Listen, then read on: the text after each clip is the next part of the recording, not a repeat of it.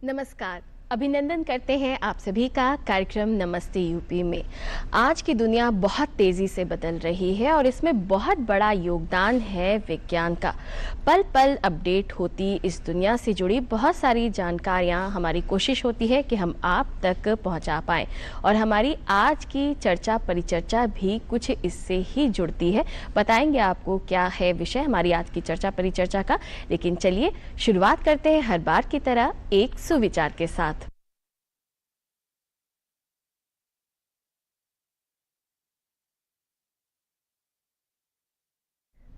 मस्तिष्क की शक्तियां सूर्य की किरणों के समान हैं। जब वो केंद्रित होती हैं, चमक उठती हैं। स्वामी विवेकानंद।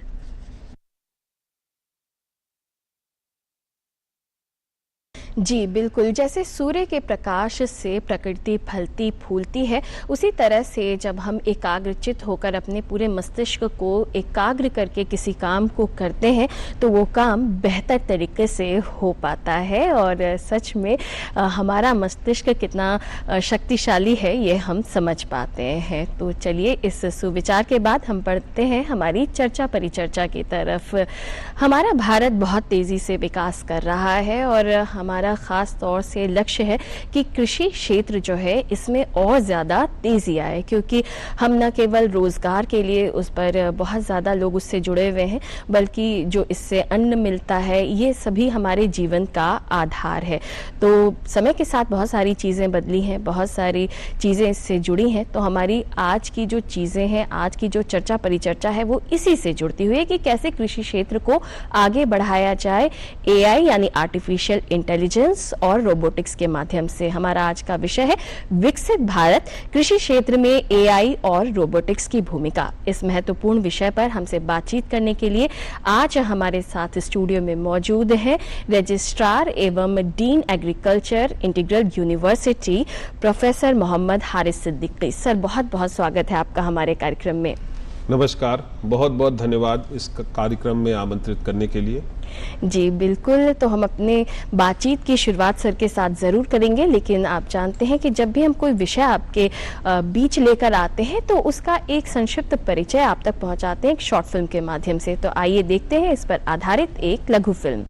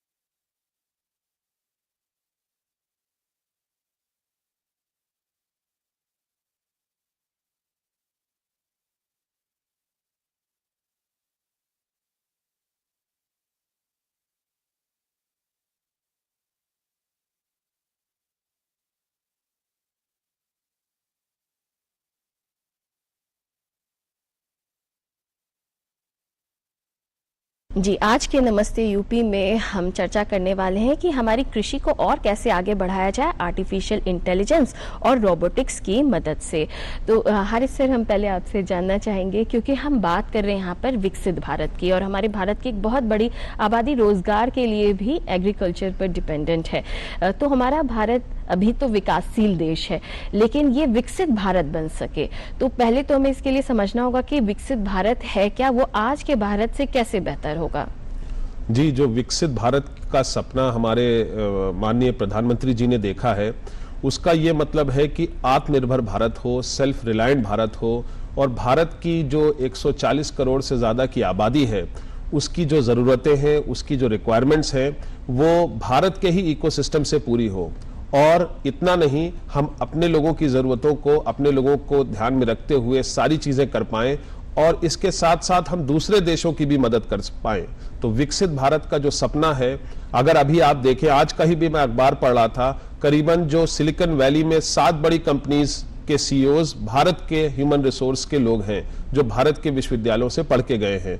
तो क्यों ना हम इन लोगों को हिंदुस्तान में ही रिटेन करें और अपने प्रधानमंत्री जी के सपने विकसित भारत को पूरा करें, ताकि हिंदुस्तान एक स्ट्रॉन्गेस्ट इकोनॉमी बन के आए और पूरी दुनिया का सपोर्ट करे, ताकि ह्यूमैनिटी जिंदा रहे। जी बिल्कुल, एक जो हमारा भारत है वो विकसित देशों में शामिल हो जाए, ये हम सभी की कोशिश है। और हारिस सर, हम लोग इसके लिए लंबे समय से प्रयासरत हैं, लेकिन हमारी कोशिशें तभी कामयाब मानी जाएंगी जब हम इस लक्ष्य को पा लें। तो हम इसे कैसे प्राप्त कर सकते हैं? ये जो विकसित भारत का सपना है, ये कैसे अचीव होगा?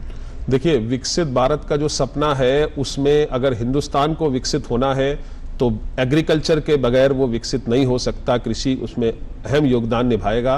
और मैं आपको बताना चाहूँगा कि कृषि का योगदान जो 20% हमारी जीडीपी में है, वो 50% जो हिंदुस्तान की आबादी है उसका ख्याल रख रहा है, उसमें कंट्रीब्यूट कर रहा है।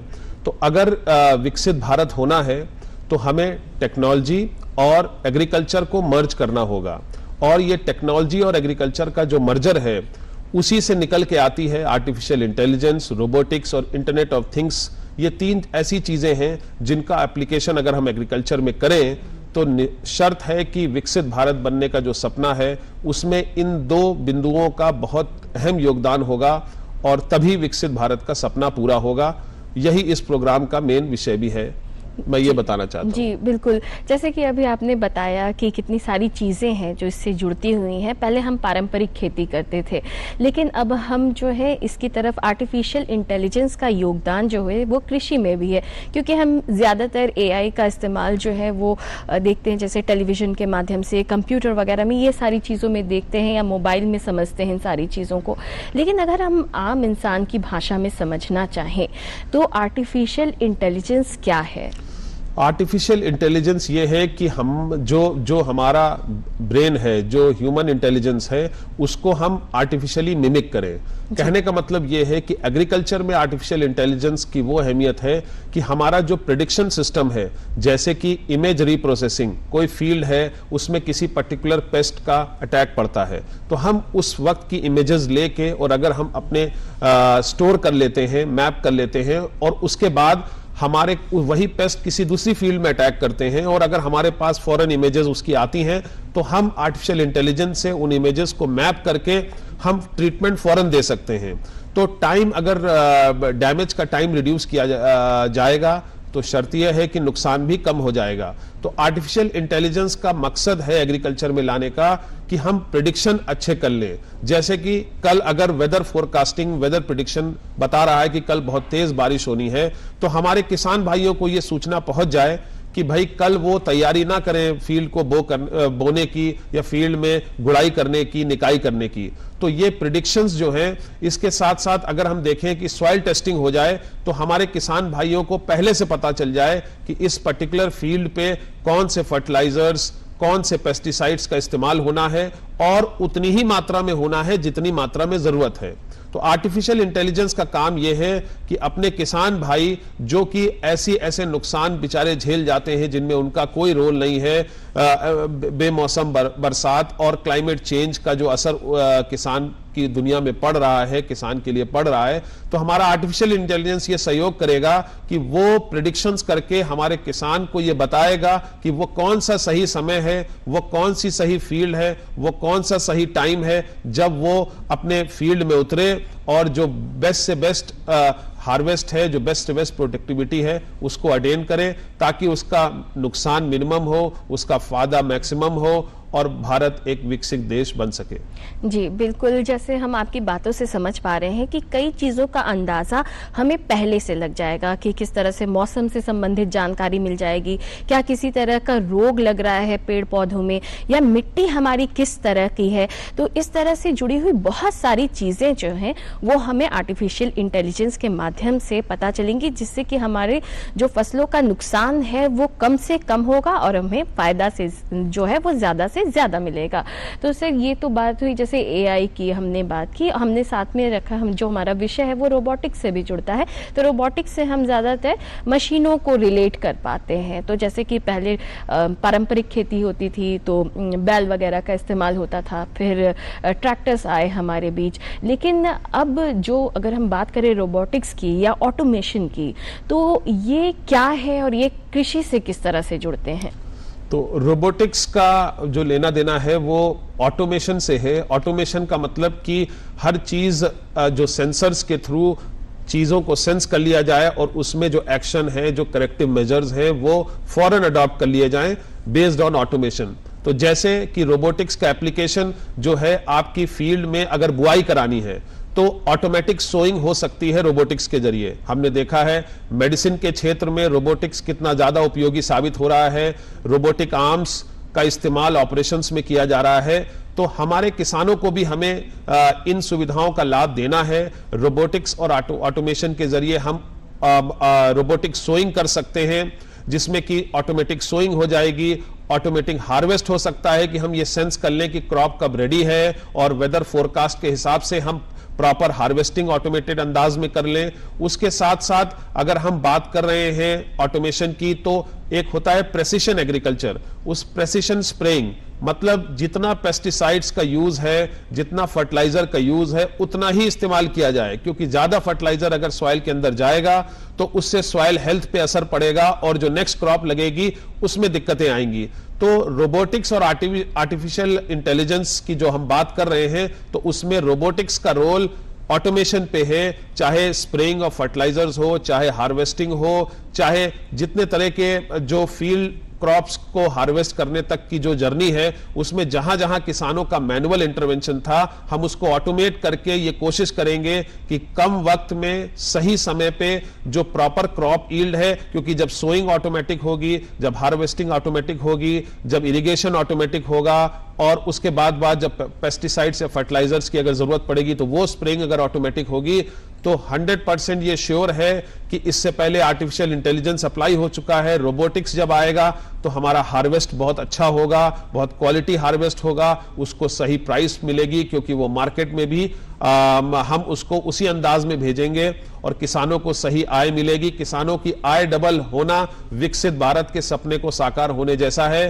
तो ये तभी हो पाएगा जब हम आर्टिफिशियल इंटेलिजेंस और रोबोटिक्स को साथ लेके चलें और अपने किसान को इतना सशक्त बनाएं कि वो हर वो चीज सही, क्योंकि किसान बेचारा मेहनत तो बहुत करता है, लेकिन ये जो सपोर्ट सिस्टम है ये उसके पास अच्छा नहीं है। तो हम ये टेक्नोलॉजी के इस्तेमाल से बिना किसी भेदभाव के इस सपोर्ट सिस्टम को किसान के हाथ में देना चाहते हैं, ताकि वो डायरेक्टली विकसित भारत के बनने में सहयोग कर सके, जो कि हमारे माननीय प्रधानमंत्री जी का सपना है। और हम सबको मिलकर इस सपने को साकार करने में टेक्नोलॉजी का यूज करना है, और वही इस प्रोग्राम का मेन उद्देश्य है। जी बिल्कुल, हम कह सकते हैं दर्शकों की निराई गुड़ाई से लेकर के फसलों की कटाई तक का जो सफ़र है वो हम रोबोटिक्स के माध्यम से कर पाएंगे। जितनी जल्दी ये सारी चीज़ें हमारी जो एग्रीकल्चर से हैं वो जुड़ती जाएंगी, उतनी जल्दी ये क्षेत्र और ज़्यादा विकास करेगा। तो सर यहाँ पर एक और चीज़ आती है, जैसे कि हमने अभी तक एआई की बात की और हमने रोबोटिक्स की बात की, तो यहाँ पर हम लोग कई बार सुनते हैं IoT यानी इंटरनेट ऑफ थिंग्स, इसकी बात सुनते हैं, और ड्रोन्स के बारे में भी बहुत बात होती है। ख़ासतौर से ड्रोन दीदी भी हम लोग आजकल सुन रहे हैं इस बारे में भी, तो इनके बारे में हम चाहेंगे कि हमारे दर्शकों तक आप बात पहुंचाएं। ड्रोन्स और इंटरनेट ऑफ थिंग्स तीसरा पहलू है उस टेक्नोलॉजी का, जिसमें कि इंटरनेट ऑफ थिंग्स के जरिए हम रियल टाइम एनालिसिस कर सकते हैं कि फील्ड में सोइंग के बाद, फील्ड को रेडी करने के बाद फील्ड की सोइंग हो गई ऑटोमेटेड अंदाज में रोबोटिक्स के थ्रू, और उसके बाद फील्ड की सोइंग के दौरान रियल टाइम फील्ड का एनालिसिस, मतलब कि कैसे हमारा सीड जो है वो ग्रो कर रहा है, कैसे हमारा प्लांट के फॉर्म में वो आ रहा है, प्रॉपर इरिगेशन हुआ है कि नहीं, उस इरिगेशन का क्या इफेक्ट है, कोई पेस्ट अटैक है तो उस पे फौरन पेस्टिसाइड का प्रिसिशन स्प्रे कौन सा है, कौन सा पेस्टिसाइड यूज होगा इमेज रिप्रोसेसिंग टेक्नोलॉजी से। तो ये रियल टाइम एनालिसिस इसलिए और ज्यादा जरूरी होता है क्योंकि पहला आर्टिफिशियल इंटेलिजेंस और रोबोटिक्स से तो हम तैयारी कर रहे हैं, प्रेडिक्शंस कर रहे हैं, लेकिन रियल टाइम जो हमारे प्रेडिक्शंस हैं, जो हमारी तैयारी है फील्ड में कैसे वो रेसिप्रोकेट कर रही है, किस तरह से एक्ट कर रही है, अगर वो रियल टाइम एनालिसिस हमारा इन प्लेस होगा तो हम नुकसान को मिनिमाइज कर सकते हैं, नुकसान आने से पहले हम उसकी समाधान किसान भाइयों को दे सकते हैं। तो ये जो रियल टाइम एनालिसिस है इसमें ड्रोन्स का बहुत खास यूज है क्योंकि ड्रोन्स हमारे पूरी फील्ड में घूम के हर तरफ जाके ये देख सकते हैं कि किस कहीं जो प्रॉपर होमोजेनिसिटी मेंटेन्ड है, क्रॉप चारों तरफ प्रॉपरली स्प्रेड है, इरिगेशन फील्ड की हर तरफ प्रॉपर मिल रहा है, ये सारी चीजें इंश्योर करेंगी कि जो हमारा लैंड एरिया है उसके हिसाब से जो प्रॉपर हार्वेस्ट आना चाहिए वो लोकलाइज ना होके पूरी फील्ड में स्प्रेड हो, और जो करेक्टिव मेजर्स हैं, जो नुकसान, देखिए सारी चीजें रियल एनवायरनमेंट में रियल तरह से नहीं होती हैं। आप जो प्रिडिक्ट करें जरूरी नहीं है फील्ड के कंस्ट्रेंट्स के चलते वो वैसे ही हो, बट अगर हम उन चीजों को टैकल कर लें, मिटिगेट कर लें, तो ऑफ कोर्स हम लॉसेस को रिड्यूस कर पाएंगे और हमारे किसान भाइयों का हार्वेस्ट को मैक्सिमम कर पाएंगे, मैक्सिमाइज कर पाएंगे। तो ये जो इंटरनेट ऑफ थिंग्स हैं ये सेंसर्स और ड्रोन्स का इस्तेमाल करते हैं, आपको हर डेटा रियल टाइम देते हैं ताकि आपके करेक्टिव मेजर्स और आप जो भी चीजें करना चाहें उन नुकसानात को कम करने के लिए या दूर करने के लिए आप फौरन कर पाएं।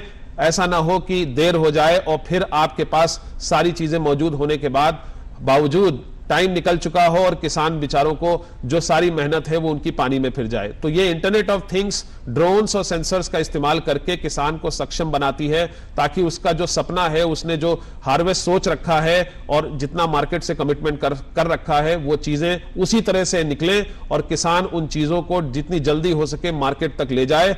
वहां भी इन चीजों का इस्तेमाल टेक्नोलॉजी का करना होगा, मार्केट को फील्ड से लिंक करना होगा और रियल टाइम डेटा किसान के पास जिस तरह हो उसी तरह मार्केट के पास भी ये रियल टाइम डेटा हो कि कहां कौन सा किसान क्या चीज बो रहा है और वो चीज किस तरह से हार्वेस्ट के टाइम ही जो मार्केट के लोग हैं वो प्राइस लगा के जो एमएसपी या उससे ज्यादा प्राइस लगा के किसानों से डायरेक्टली परचेज करें। जितना इस टाइम को हम रिड्यूस करेंगे उतना हम प्रोडक्टिविटी को बढ़ाएंगे, उतना हम किसान की आय को बढ़ाएंगे और उतना हम इंश्योर करेंगे कि जो इसके नेक्स्ट क्रॉप लग रही है उस क्रॉप को रेडी होने में भी टाइम कम लगेगा, क्योंकि हम ये हर एक चीज पे वॉच रख रहे हैं और ये इंश्योर कर रहे हैं कि किसान हमारा हर चीजों से रूबरू हो और उसकी मेहनत, टेक्नोलॉजी का एप्लीकेशन और रोबोटिक्स और आर्टिफिशियल इंटेलिजेंस और ड्रोन्स और सेंसर्स की मदद से हमारा किसान जो है वो प्रोग्रेसिव फार्मर बने, एक स्मॉल और मार्जिनलाइज फार्मर बन के ना रह पाए और उसके बच्चे भी फार्मिंग फेटर्निटी, उसके परिवार के बच्चे भी उसी फेटर्निटी से जुड़े।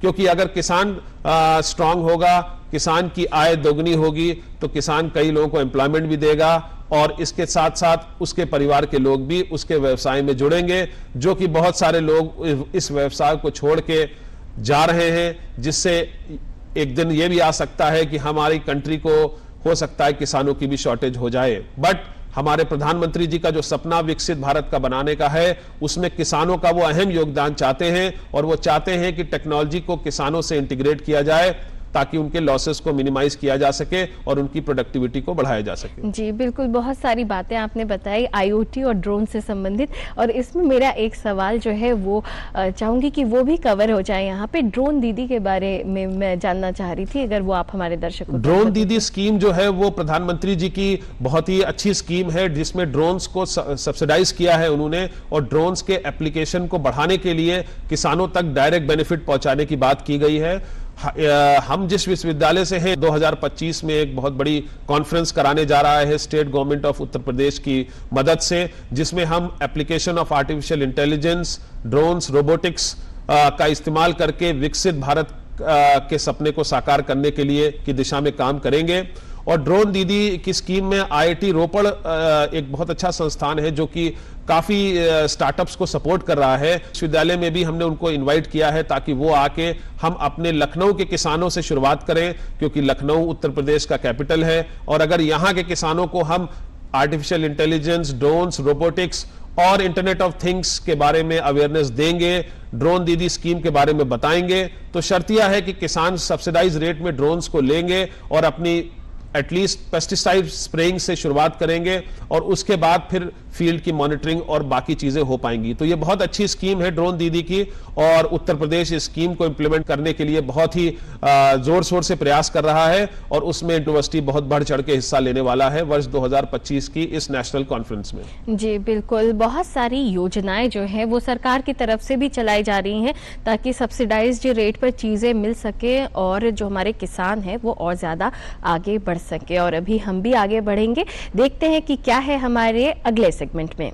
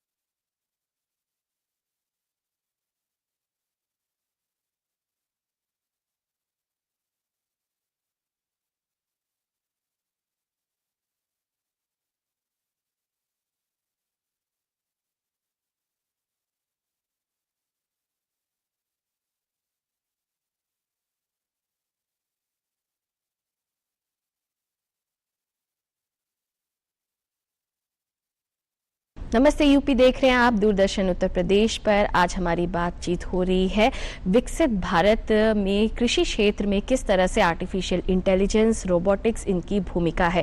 हमसे बातचीत कर रहे हैं इंटीग्रल यूनिवर्सिटी के डीन एग्रीकल्चर और रजिस्ट्रार प्रोफेसर मोहम्मद हारिस सिद्दीकी जी। तो चलिए अपनी बातचीत को आगे बढ़ाते हैं। सर, अभी तक आपने जितनी चीज़ें बताई उसको अगर हम थोड़ा सा सम अप करना चाहें तो हम ये समझ पा रहे हैं कि आर्टिफिशियल इंटेलिजेंस की मदद से हम प्रेडिक्शन कर पा रहे हैं कि किस तरह के वेदर है या किस तरह की फसलों की बुआई करनी चाहिए। फिर हम एनालिसिस कर पा रहे हैं जिस टाइम फसल हमारे लगे हुए हैं उस टाइम पे, और मशीनों की मदद से हमारा काम जल्दी हो रहा है और बेहतर तरीके से हो पा रहा है।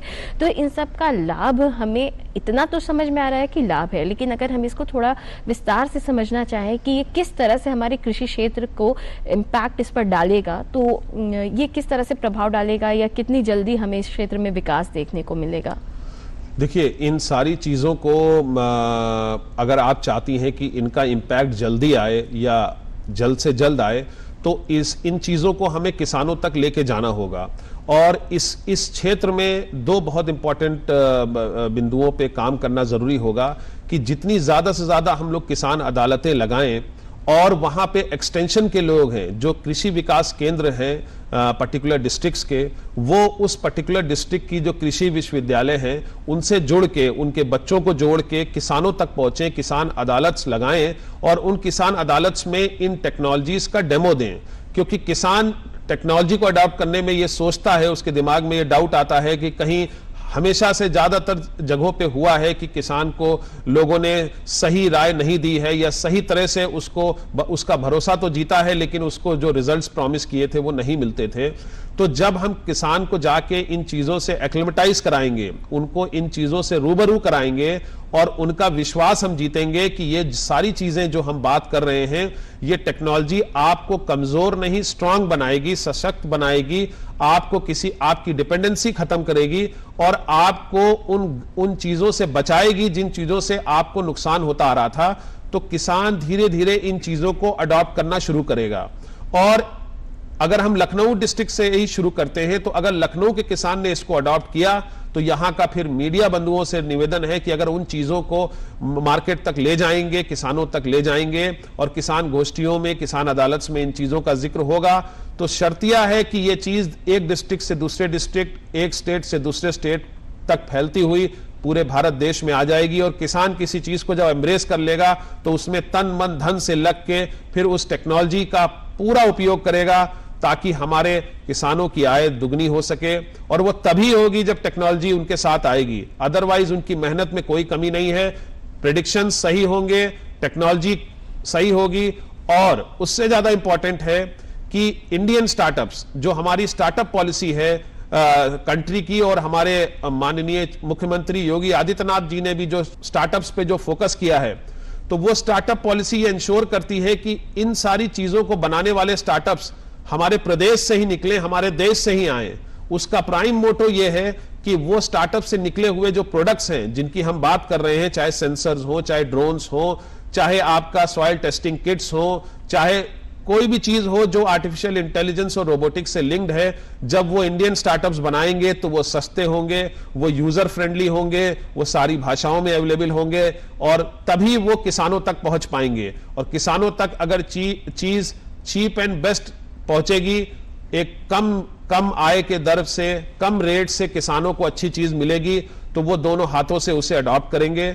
और ये शर्त की बात है कि अगर ये स्टार्टअप पॉलिसी हमारे इस एग्रीकल्चर टेक्नोलॉजी के अमेलगमेशन से इंटीग्रेट हो गई प्रॉपरली, और किसानों को हमने प्रॉपरली एजुकेट कर लिया, तो विकसित भारत का सपना दूर नहीं है। और एग्रीकल्चर हमारा जो है वो प्रोडक्टिविटी की तरफ बढ़ जाएगा, पोस्ट हार्वेस्ट लॉसेस कम हो जाएंगे, और किसान हमारा सशक्त होगा, खुशहाल होगा। और जब इस देश का किसान खुशहाल हो जा, तो ये जो सपना है कि पूरा भारत देश खुशहाल होगा, वो तभी साकार हो पाएगा।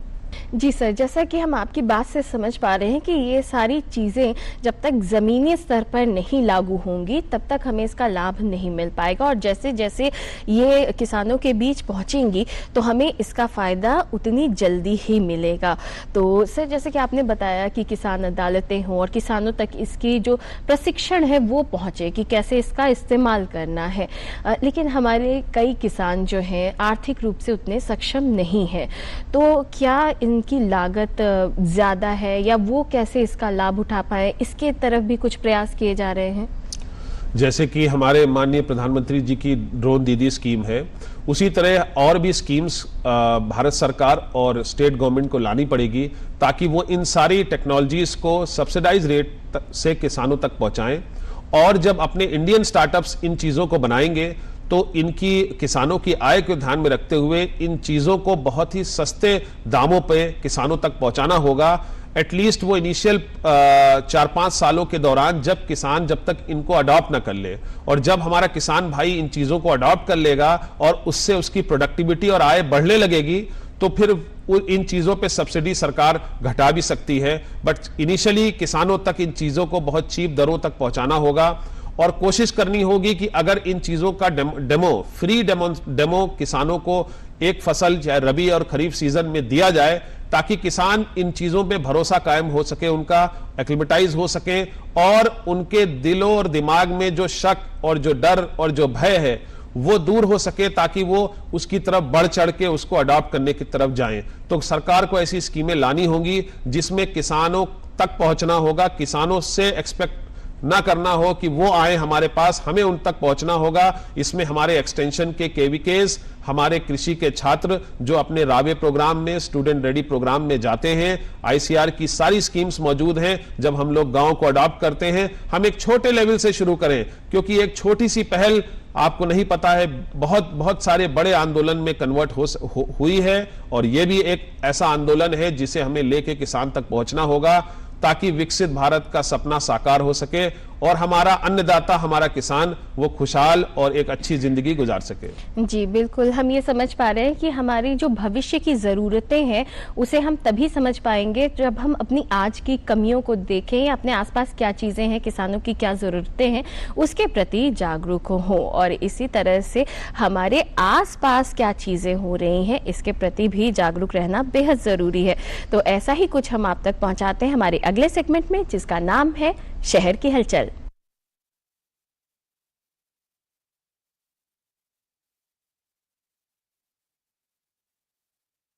प्रतिभा किसी की मोहताज नहीं होती और ना ही उसकी कोई उम्र होती है, जिसका सीधा उदाहरण लखनऊ के काकोरी में रहने वाले 20 वर्षीय मिहिर श्रीवास्तव हैं, जिन्होंने 15 दिसंबर 2024 से 31 दिसंबर 2024 तक चलने वाले 67वें राष्ट्रीय शूटिंग चैंपियनशिप में 10 मीटर एयर राइफल में 625 का स्कोर हासिल कर भारतीय टीम ट्रायल के लिए क्वालिफाई कर जिले का नाम रोशन किया है। और अब इसके बाद मिहिर दिल्ली में फरवरी 2025 में आयोजित होने वाले सिलेक्शन ट्रायल 1 और 2 में शामिल होंगे, जिसके लिए वो तैयारी कर रहे हैं। मिहिर श्रीवास्तव की बचपन से ही शूटिंग में दिलचस्पी थी और वर्तमान समय में वो प्रयागराज में कोच कैप्टन फरीकुद्दीन और विजय सिंह चंदेल से ट्रेनिंग ले रहे हैं। उन्होंने लखनऊ में भी अपने घर पर एक शूटिंग एरिया बना रखा है, जहां वो प्रतिदिन प्रैक्टिस करते हैं। इससे पहले भी मिहिर इंडिया ओपन में 2 गोल्ड और 1 ब्रोंज मेडल जीत चुके हैं।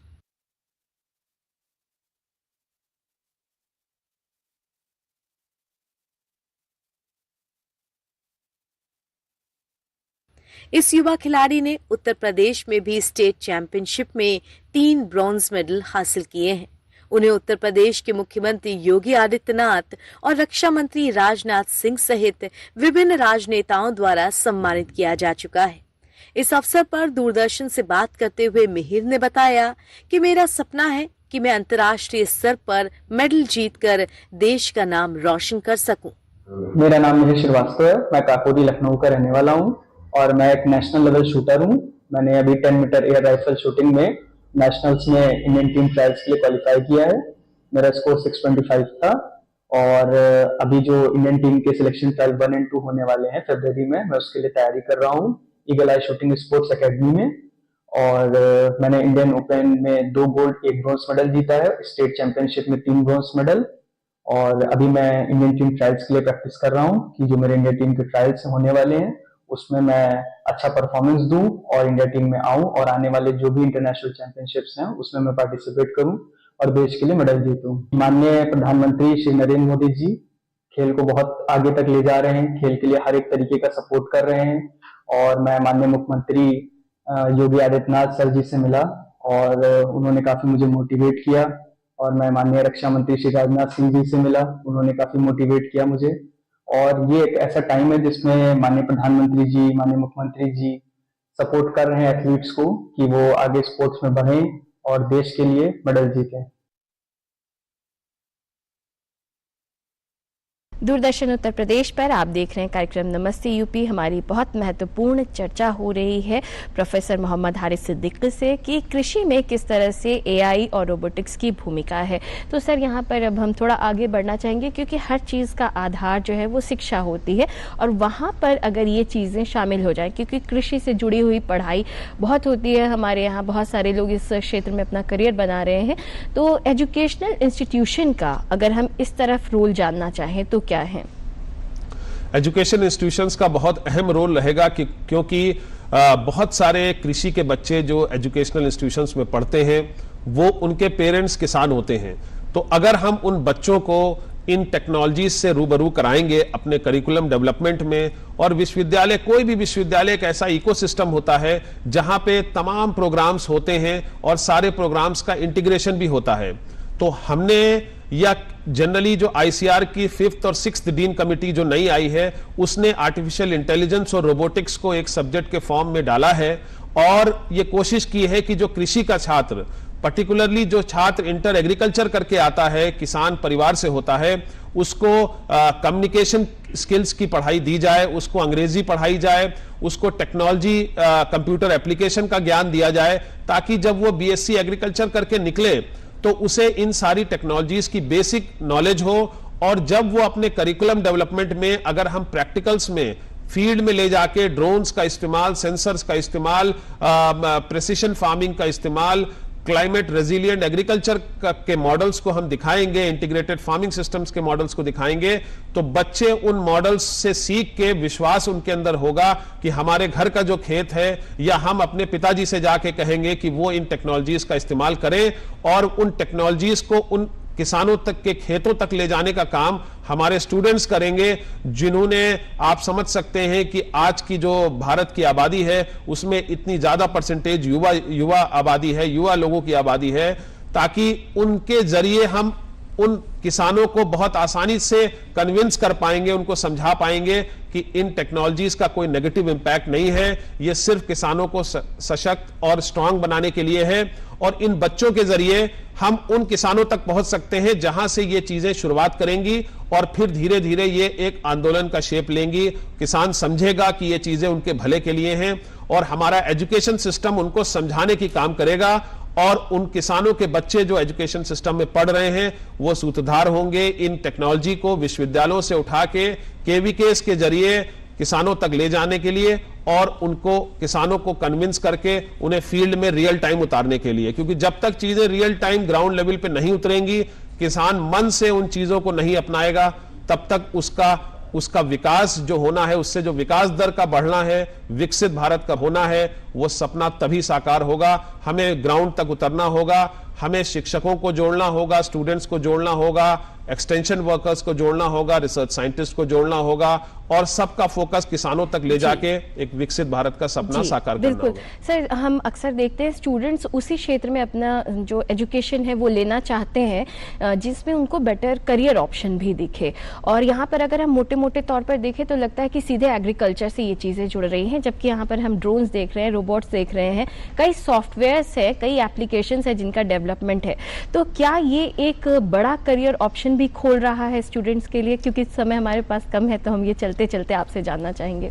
ये एक बड़ा कैरियर ऑप्शन खोल रहा है, क्योंकि अगर आप यूपी की स्टार्टअप पॉलिसी देखिए तो जितने भी स्टार्टअप्स रजिस्टर हुए हैं यूपी गवर्नमेंट में, 70% स्टार्टअप्स एग्रीकल्चर पे हैं और एग्रीकल्चर बेस्ड स्टार्टअप्स में आपके कंप्यूटर साइंस के बच्चे लगे हुए हैं जो कि आपका ड्रोन्स और सेंसर्स बना रहे हैं। सेंसर्स बनाने में इलेक्ट्रॉनिक्स एंड कम्युनिकेशन और इलेक्ट्रिकल के बच्चे लगे हुए हैं, सेटअप क्रिएट करने में मैकेनिकल इंजीनियरिंग के बच्चे लगे हुए हैं और उसके साथ साथ आपकी इकोनॉमिक्स और कॉस्ट को देखने के लिए कॉमर्स और बिजनेस मैनेजमेंट के बच्चे भी लगे हुए हैं। और ये सारे बच्चे एग्रीकल्चर के बच्चों के साथ जो एग्रीकल्चर के कॉन्सेप्ट्स हैं उनको फील्ड में उतारने का काम कर रहे हैं। टेक्नोलॉजी और एग्रीकल्चर के मर्जर का होना बहुत जरूरी है विकसित भारत के बनने के लिए। तो ये कैरियर अपॉर्चुनिटीज डाइवर्स डिसिप्लिन्स में खोल रहा है, केवल एग्रीकल्चर नहीं, सारा समूह एक साथ होके इसमें जुड़ रहा है।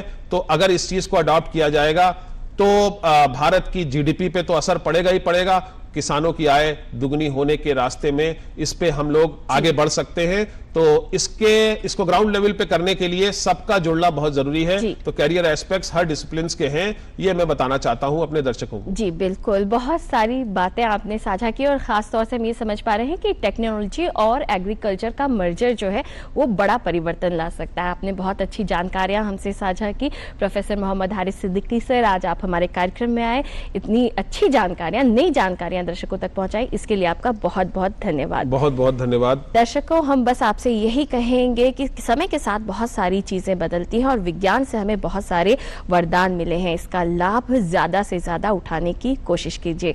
इसी बात के साथ आज के अंक से ले रहे हैं हम आपसे अनुमति। नमस्कार।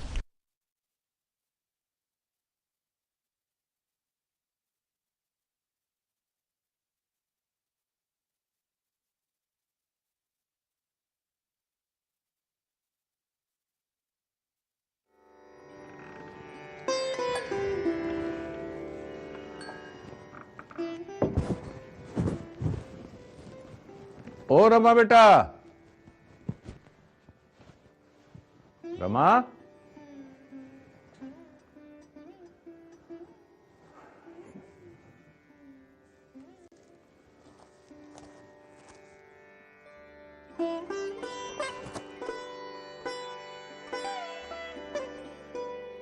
जी बाबूजी। कहाँ थे बहू? बाबूजी, वो बगल वाली आंटी आ गई थी, उन्हीं से बातें करने लगी थी। देखो बहू, रमेश की नौकरी तो बाहर लगी है और तू यहाँ कब तक औरों से इधर उधर की बातें करती रहेगी? तू भी तो अच्छी खासी पढ़ी लिखी है, कुछ काम करेगी तो 4 पैसे हाथ में आएंगे और समय का सदुपयोग भी होगा। मैं कल एक कार्यक्रम में गया था, वहां एक उद्यमी महिला ने अपनी सफलता की कहानी सुनाई। वो एक समूह चलाती हैं और उनके साथ 10 औरतें और काम करती हैं। मैंने उनसे बात की थी तो उन्होंने तुम्हें भी प्रशिक्षण देने और काम देने को कहा है। तू आज ही मेरे साथ चलना। जी बाबूजी। ये पास में तो रहती है। जी। ठीक है बेटा, जल्दी से तैयार होके आ जाओ। जी बाबूजी, बस अभी आई।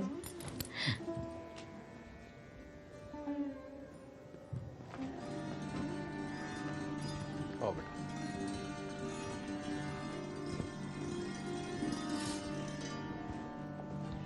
नमस्ते माया जी। नमस्ते राधे श्याम जी, आइए आइए। नमस्ते, बैठिए। माया जी, ये हमारी बहू रमा है, इसी के बारे में मैंने कल आपसे बात की थी। हाँ जी जी जी जी। रमा, हम यहाँ पे लघु उद्योग चलाते हैं और यहाँ पे सभी महिलाएं समूह में होकर कार्य करती हैं। तो क्यों ना तुम भी यहाँ के कार्य और उत्पादों का प्रशिक्षण ले लो और स्वरोजगार करो। जी बिल्कुल। तो आप चलिए, मैं आप लोग को दिखलाती हूँ।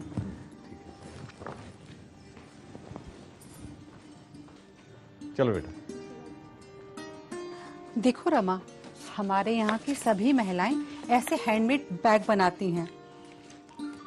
यहाँ की सभी महिलाएं प्रशिक्षित हैं और ये अपनी लगन से ना सुंदर उत्पाद बनाती हैं। बाबूजी, आपने मुझे तरक्की की राह दिखाई। अब मैं निश्चित ही आत्मनिर्भर बनूंगी और मैं अपनी सहेलियों को भी इसके बारे में प्रशिक्षण दिलवाऊंगी ताकि वो भी स्वावलंबी बन सकें। बहुत अच्छी बेटा, शाबाश। सशक्त स्वावलंबी नारी घर की उजियारी।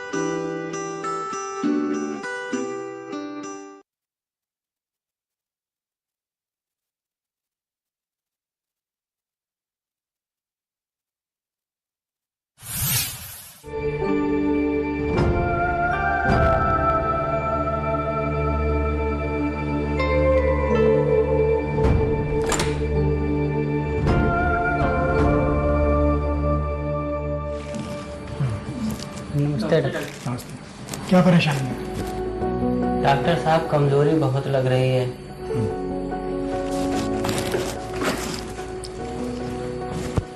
गहरी सांस लो।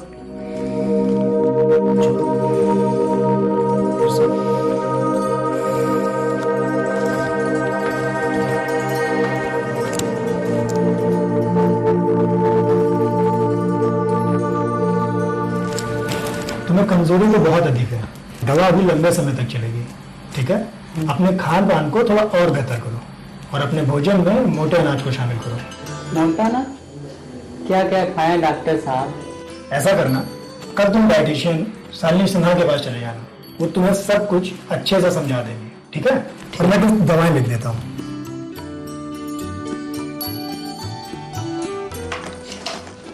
ये कुछ दवाएं हैं, ये ले लेना और मुझे 15 दिन बाद आके दिखाओ। कोई परेशानी हो तो मुझे फोन करना। ठीक है डॉक्टर साहब। नमस्ते डॉक्टर।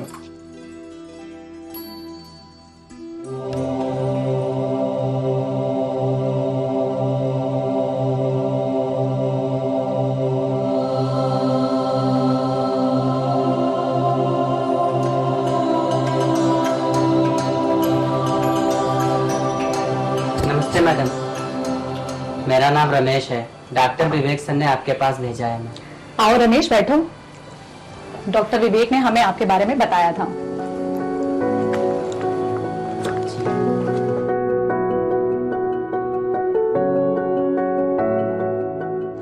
देखो रमेश, स्वस्थ रहने के लिए शरीर को पौष्टिक आहार की आवश्यकता होती है और मोटे अनाज में पोषक तत्व भरपूर मात्रा में उपलब्ध होते हैं, जैसे बाजरा, रागी, सावा, कोदो, कुट्टू। इन सभी में पोषक तत्व भरपूर मात्रा में उपलब्ध होते हैं। इन सभी को अपने आहार में शामिल करो। बाजरे में लौह तत्व भरपूर मात्रा में उपलब्ध होता है, जो कि शरीर में खून की कमी को दूर करता है। और आपको पता है, 100 ग्राम बाजरे में 132 मिलीग्राम कैरोटीन पाया जाता है, जो कि आंखों के लिए भी बेहद फायदेमंद है। जी मैडम। ज्वार में कैल्शियम, फॉलिक एसिड और अन्य कई पोषक तत्व भरपूर मात्रा में उपलब्ध होते हैं, जो कि हड्डियों के साथ साथ शरीर को भी मजबूती प्रदान करते हैं। रागी में भी कैल्शियम प्रचुर मात्रा में पाया जाता है। और आप लोगों को पता है, 100 ग्राम मोटे अनाज में 7 से 12 ग्राम प्रोटीन मिलता है। और मोटा अनाज खाने से पाचन क्रिया तो मजबूत होती ही है, साथ ही ये वजन को नियंत्रित करने में भी सहायक सिद्ध होता है। ये तो और भी अच्छी बात है मैडम। और सबसे महत्वपूर्ण बात यह है, अगर घर में किसी को डायबिटीज या हाइपरटेंशन है तो उसके आहार में मोटे